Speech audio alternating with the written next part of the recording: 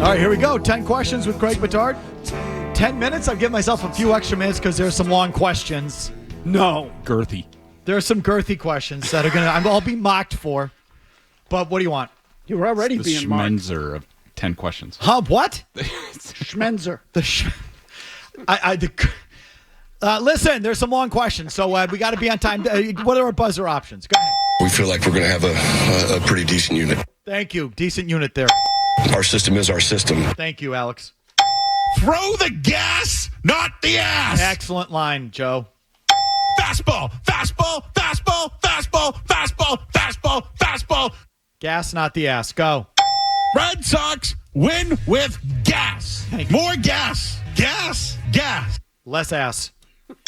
Morons. God. Block. Well said. Last one, kind of obvious. This is like effing tackling dummies. Very good, Mazz. I heard that on the stream. Hit it. Number 10.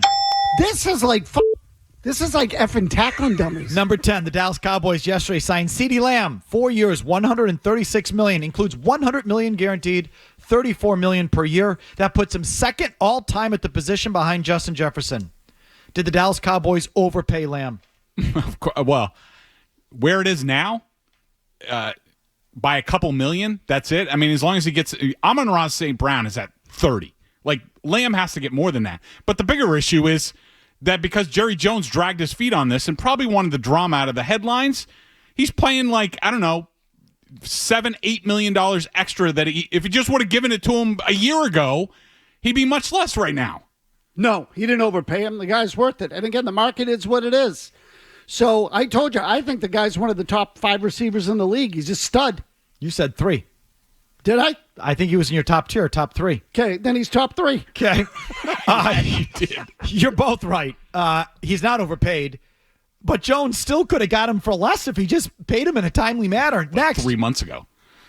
Throw the gas, not the ass. Speaking of which, in a recent interview, very colorful interview, Jerry Jones said of his GM abilities, I have an inordinate amount of confidence. I think he meant inordinate, but Yeah. I have an inordinate amount of confidence that if anybody can figure out how to get this S done, I can figure out how to get it done. I've been there every which way from Sunday, and I've busted my ass a bunch. And there's nobody living that's out cutting and shooting that can't give you a bunch of times they busted their ass. I don't know what that means. So hell no, he said. There's nobody that could bleeping come in here and do all the contracts and be a GM any better than I can. Your thoughts? First of all, I have no idea what any of that means, but he certainly likes the smell of his own farts. That's for sure. Shooting and cutting? Is he talking about movie making? I don't know what it means. Yeah, Maybe. that's a good idea. Could be that. Yeah. I don't know. I would say this, though, that generally speaking, Dallas has had talent. He might be right. The roster's generally been not the issue. He might be right. Now, look, he's 81, to do all of that. But the problem in Dallas has not been the talent. The one thing I will say is, well, then could you go pay a coach? Yes. Who could actually coach them up? That's part of your duties as a GM. Right. So I think he has been he doesn't want his power threatened, and that has been a problem. The coaching has been a joke.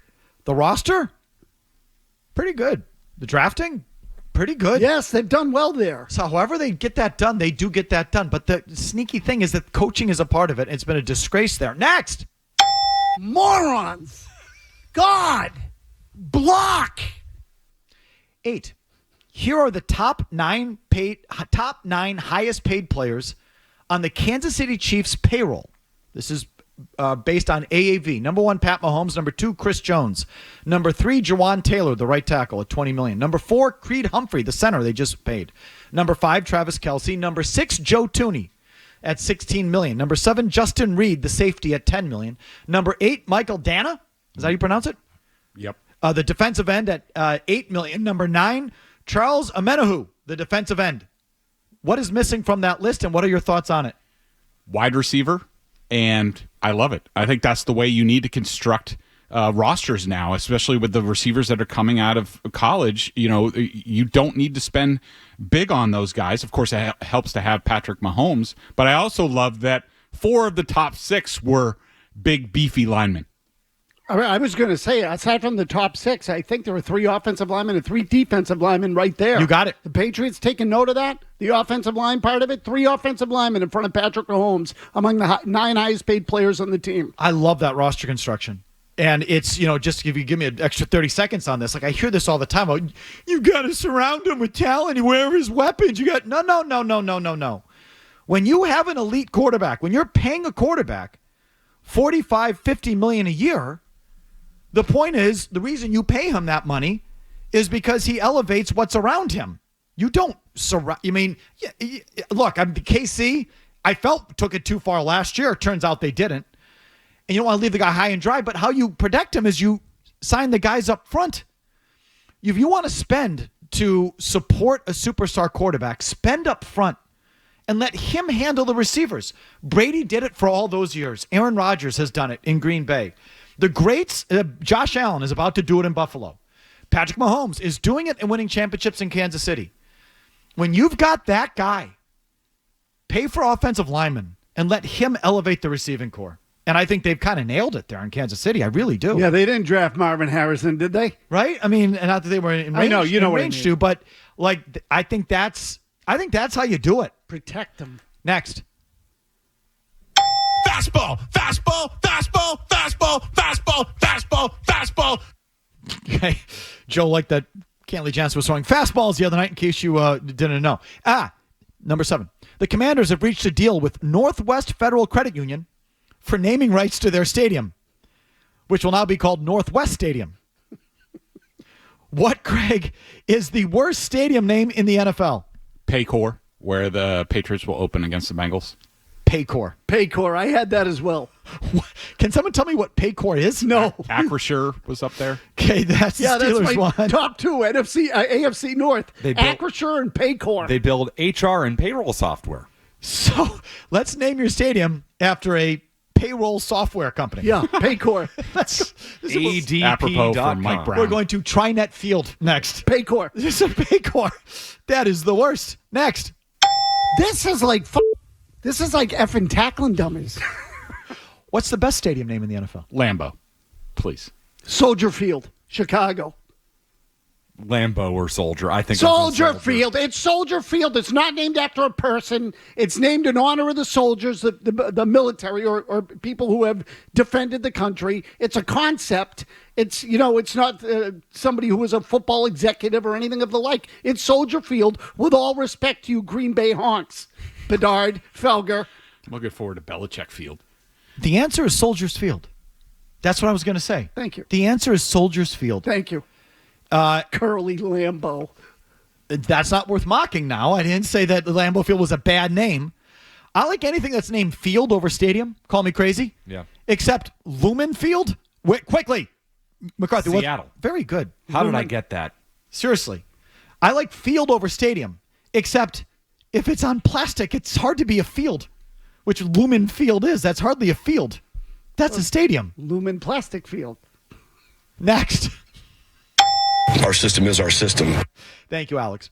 I won't even ask you who the biggest tool bag of the week is because I'm going to anoint Deion Sanders for banning a Denver Post columnist for asking questions at a press conference. Again, this Denver Post columnist is banned from asking questions at the press conference because Deion had it in his contract going in to the job at Colorado that he had the right to mutually agree upon interviews. He didn't have to conduct interviews unless it was with a mutually agreed upon reporter. Mm-hmm. And he was able to apply that to press conferences. So Deion is able to say, I don't have to take questions from this guy. And the University of Colorado backed him. Does this, in your eyes, hurt your view of Deion Sanders? Is Deion Sanders diminished in your eyes because of this? Of course. I mean, what is this? Russia, North Korea? I mean, come on. It's a joke. 100%. That's as gutless as it gets. 1,000%. That is so gutless. You had to put it in your contract? What a puss. Coward. Seriously. I thought you had a little game. Yeah, me too. Bad. That's a bad sign. Talk about someone with no game. You can't even handle the questions? You big baby. Oh, my God. And I like him.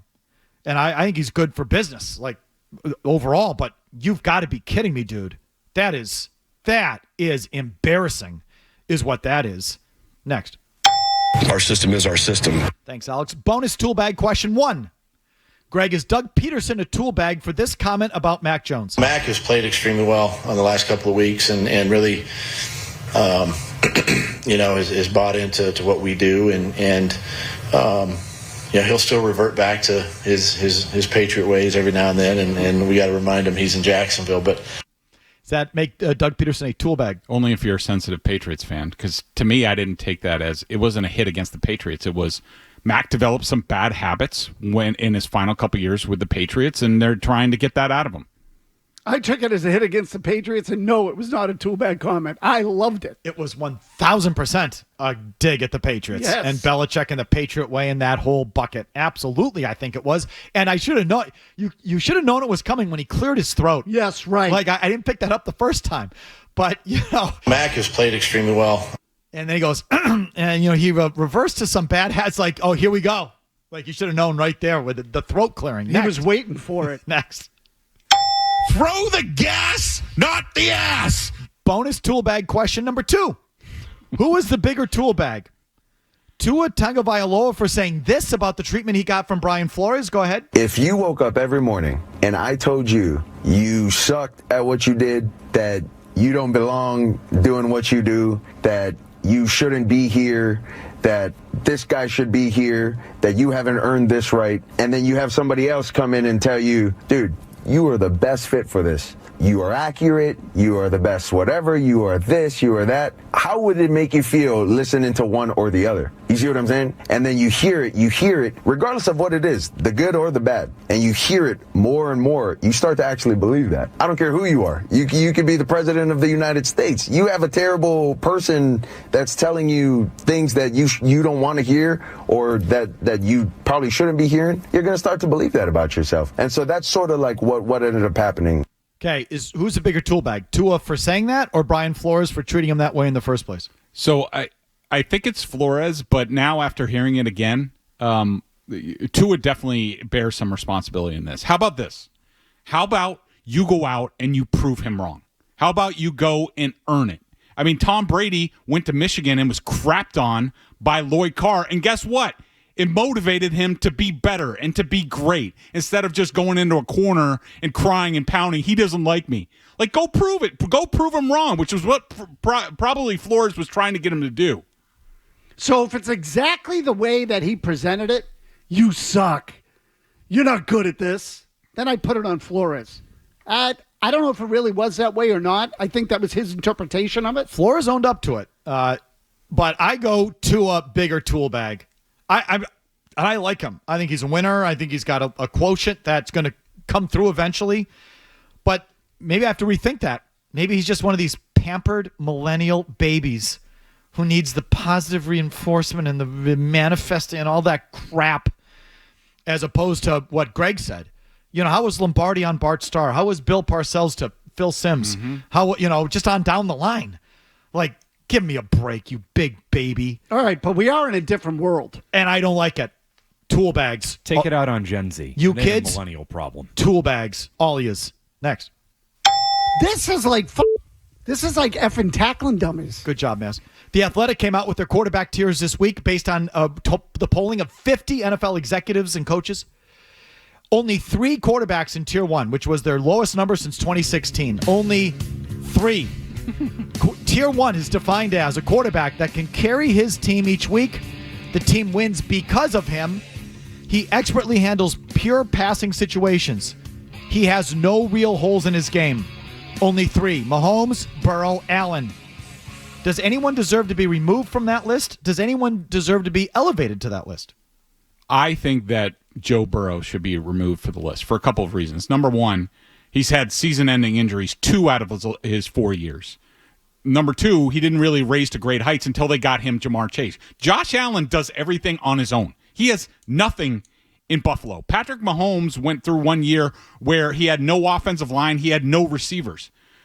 Burrow has not been put in that situation yet. So I think the world of Burrow, and I think he's going to be great. I think he's going to win Super Bowls. But as of today, you can't say that about Joe Burrow. Those three guys belong there. They all belong there. They're all studs. They're all in the AFC, which is what you should worry about. The only other guy I would consider, and he's not there yet, let me see how it goes, is Stroud. Let's see what happens there. Because last year for a rookie, he was off the charts. We all know that. So he's the only one. The rest of them to me aren't in the same group, and he's another one who's in the AFC. Last one. Hit it. Fastball, fastball, fastball, fastball, fastball, fastball, fastball. Back to the Dion thing, Greg. Have you, personally, as a reporter, you've been doing this now for 30, 40 years, I assume, something like that? Yeah, 25. Ish. That's it. Have you ever been banned from a locker room or press conference or had your access curtailed in any way by a team? Have you ever seen a case? Well, just give me that. Have you ever had a personal experience with that? By a team? No. Probably the closest experience I had was that of that was 1 year Jason Taylor wouldn't talk to me. And that's a whole long story that I'm happy to tell at some point. Did you deserve it? No, absolutely not. 100%. No, I did not. He was just being a sensitive baby, and there was a lot of stuff going on in his personal life that I was not aware of. So he took it out on me. Team, no. Individuals, yes. I mean, who? Oh, God. Jose Offerman, Mike Greenwell, Mike McFarland, Zane Smith. Oh, God, there's more. So for me, the list of players is a long one. Seymour, Corey Dillon, the one that broke my heart. Oh, God, I feel to this day I was just too hard on the offensive line, just smarmy, my usual dick self. And I went over to talk to Joe Andruzzi, who's just like the nicest guy ever, best guy. He said, we're not talking to you anymore. We, meaning the whole row. We decided as a group. The whole offensive line. God, I love offensive line. And all 4 or 5 guys are standing there, Good. I'm sure sitting you there. Deserved it. As he gives this to me, he says, we're not going to talk to you anymore. Like, you don't need to. I know the feeling. You don't need to carry yourself the way you carry yourself. Mm-hmm. We've been good to you. Yep. We aren't going to talk to. Oh God. I felt like crying to this day. Sounds so good. Because he's such a good Love guy. those I think I guys. did that to the bullpen once. Wheel of gutless bums. No, not. But I wasn't banned by it. Geez, I could keep going if I thought about it. But a league banned me too.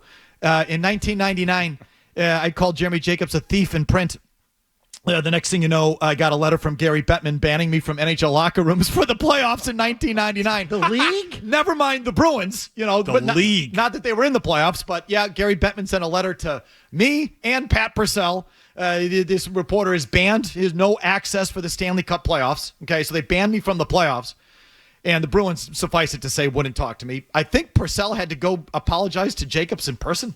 I think he had to go to Buffalo, if I'm not mistaken. Like, this is back when this stuff mattered. If not Buffalo, then here. Like, he had to meet him face to face and apologize for me. I Still know have about the that. letter? That was in the spring of 1999.